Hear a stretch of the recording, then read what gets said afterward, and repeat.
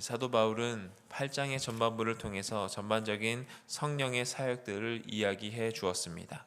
성령은 우리를 율법의 속박에서 자유롭게 했으며 그 율법의 정당한 요구를 이룰 수 있도록 하였습니다. 날마다 성령을 쫓아 그분의 일을 생각하며 이를 위해 우리 안에 사시며 생명을 주시고 우리 몸에도 생명을 주시게 될 것입니다.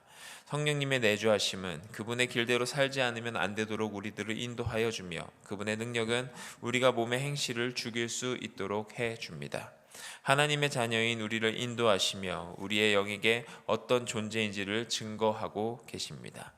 바울은 오늘의 본문에서 하나님의 영이 현재 행하시는 사역에서 하나님의 자녀들이 미래에 받을 영광으로 초점을 옮겨가고 있습니다. 이렇게 전개되기 위해 필요한 것은 17절에 그리스도의 고난을 우리도 함께 받는 것입니다.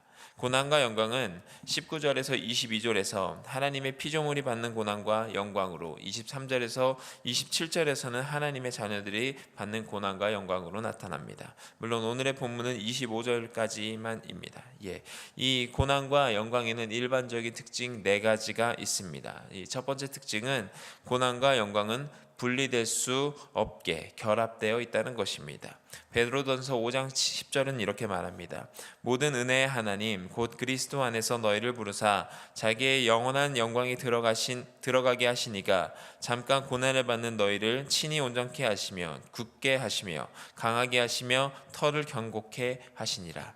잠깐 고난을 받은 후에야 하나님이 우리를 부르신 그리스도 안에서 영원한 영광으로 들어갈 수 있다는 것입니다. 그러므로 고난과 영광은 굳게 결합되어 있으며 분리될 수 없고 둘로도 쪼갤 수 없는 것입니다. 둘째로 이 고난과 영광은 두 시대를 특정짓습니다. 이 시대와 앞으로 올 시대, 따라서 현재와 미래 의 시대를 말하고 있는 것입니다. 하지만 이 시대는 이미 그러나 아직 아니 온 시대입니다. 고난은 세상에 반대되는 것뿐만 아니라 육체적이고도 도덕적인 우리의 모든 인간적 연약함을 포함합니다. 영광은 영원하며 죽지 않으며 썩지 않을 하나님의 말할 수 없는 광채가 언젠가 그것이 나타나게 될 것이라는 것입니다. 데살로니가 후서 1장 10절은 이렇게 말합니다. 그날에 강림하사 그의 성도들에게 영광을 받으시고 모든 믿는 자에게서 기이 여김을 얻으시리라. 장래에 어떻게 될 것에 정확한 문질이 아직 나타나지는 않았지만 우리를 위해 영광이 준비되어 있다는 것을 잘 알 수 있습니다. 세 번째로 고난은 영광과 비교될 수 없습니다. 사도 바울도 17절에서 고백합니다. 생각건대 현재의 고난은 비록 고통스러운 것이지만 장차 우리에게 나타날 영광과 좋게 비교할 수 없도다. 고난과 영광은 분리하여 설명할 수 없습니다. 고난은 영광으로 이르는 길이기 때문에 분리될 수 없는 것입니다. 비교되어야 하는 것이 아니라 대조되어야 하는 것입니다.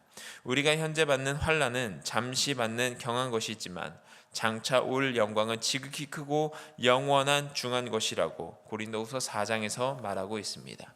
그리고 네 번째로 고난과 영광은 하나님의 피조물과 하나님의 자녀들 양자 모두에게 관련이 되어 있습니다. 옛 피조물과 새로운 피조물의 고난과 영광은 필수 불가결하게 연관되어 있습니다. 이 두 피조물은 모두 현재 고난을 받으며 탄식하고 있으나 나중에 후에 둘 다 함께 자유하게 될 것입니다. 자연이 인간과 함께 저주를 받았고 지금도 함께 고통을 받고 있는 것처럼 영광도 함께 받을 것이라는 뜻입니다. 18절은 이렇게 말하고 있습니다. 생각하건대 현재 고난은 장차 우리에게 나타날 영광과 좋게 비교할 수 없도다. 사도 바울이 말하는 현재 고난은 그리스도로 말미암아 죄와 사망의 법에서 해방된 신분을 가지고 있지만 현재 삶 속에서 그 두 법의 투쟁이 죽는 날까지 지속되고 있음을 말해주고 있습니다. 이 두 법의 투쟁이 우리를 영광으로 이르게 하는데 그리스도와 함께 한 후사가 되므로 하나님과 그리스도의 제사장이 되어 살아서 그리스도와 더불어 왕 노릇하게 되는 것입니다.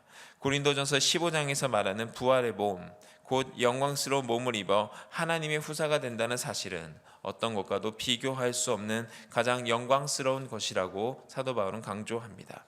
19절 피조물이 고대하는 바는 하나님의 아들들이 나타나는 것이니 라고 되어 있습니다. 바울은 인간에게 맞추어진 초점을 피조 세계까지 확장시키고 있습니다. 피조물들은 하나님의 아들들이 나타나기를 고대하고 있습니다. 이 뜻은 인간의 타락과 함께 피조물들도 그 타락의 영향권 안에 들게 되었고 하나님의 자녀가 그 영광을 회복함으로써 피조물들도 그 영광에 동참할 수 있다는 사실을 보여주는 것입니다. 이 고대하다라는 것은 헬라어 아포카라도키아는 머리를 들고 바라는 물체가 나타날 저 지평선의 한 점에 눈을 고정시킨 채로 기다리고 있는 것을 말합니다. 다시 말해 어떤 사람이 발돋움을 하면서 목을 쭉 펴고 앞으로 빼고 서 있는 모습을 뜻하는 것입니다. 둘째 아들을 기다리는 아비의 마음인 멀 발치에서부터 지켜본 장면이 바로 그 장면이라 생각할 수 있습니다. 피조물들이 고대하는 것은 하나님의 자녀들이 나타나 그들의 영광을 부여받는 모습이 나타나는 것입니다. 이것이 피조물들이 새롭게 됨으로 나타나는 신호입니다. 20절 피조물이 허무한데 굴복하는 것은 자기 뜻이 아니요 오직 굴복하시게 하시는 이로 말미암았습니다. 하나님의 아들들을 고대하는 피조물들이 허무한데 굴복하고 있습니다. 허무하다라는 것은 무익하고 쓸데없거나 엉뚱한 일을 한다는 뜻으로 곧 죽음을 의미하는 것입니다. 엄밀히 말하면 피조물은 스스로 허무한데 굴복하지 않았고 인간의 타락에 동참하지 않았지만 인간을 저주하는 가운데 피조물들도 인간과 함께 허무한데 굴복하도록 명령받았습니다. 아담의 범죄로 세상의 사망이 우리에게 들어올 때 땅도 함께 저주를 받았습니다. 온 만물도 사망에 매여 종노릇하게 된 것입니다. 굴복해 하시는 이이신 하나님께서 섭리와 계획에 따라 피조물들은 자기에게 부여된 임무에 순종합니다. 예전에 제가 대학생 때 연극을 하나 준비한 것이 있는데 베드로가 물고기를 잡는 장면을 물고기의 관점에서 시도해 본 적이 있습니다. 베드로가 그물을 던질 때 야 도망가 지금이 아니야 라고 이리저리 물고기를 도망가게 만들었지만 예수님께서 나타나셔서 베드로에게 깊은 곳에 가서 그물을 던지라는 명령을 물고기들이 듣자 물고기들이 자신의 사명을 감당하기 위해 그물로 다가갔습니다. 지금이 우리에게 부여된 임무야 라고 하며 그물 안으로 들어갔습니다. 물론 촌극이었지만 지금 돌이켜 생각해 보면 참 재미있는 해석이라 생각되어집니다. 왜냐하면 만물은 다시 회복되기를 고대하고 있고 하나님의 아들들이 나타남을 통해서 이루어지기 때문입니다. 그리스도와 함께 죽고 다시 살아난 성도들, 부활에 참여하는 성도들이 바라보는 것 다름 아닌 부활입니다. 고린도전서 15장 40절 41절 하늘에 속한 자의 영광이 따로 있고 땅에 속한 자의 영광이 따로 있으니 해의 영광도 다르며 달의 영광도 다르며 별의 영광도 다른데 별과 별의 영광이 다르도다. 22절 피조물이 다 이제까지 함께 탐식하며 함께 고통을 겪고 있는 것을 우리가 아느니라. 바울은 인간이 본래 영광과 자유를 회복해야 할 필연성을 피조물들이 그 일을 위해 함께 탄식하며 함께 고통하는 것과 비교하며 말하고 있습니다. 피조물조차도 영광의 회복을 위해 탄식하며 신음하는데 하물며 인간이 자신의 회복을 위해 탄식하며 신음하지 않는다는 것은 있을 수 없는 일이라는 역설적인 표현입니다.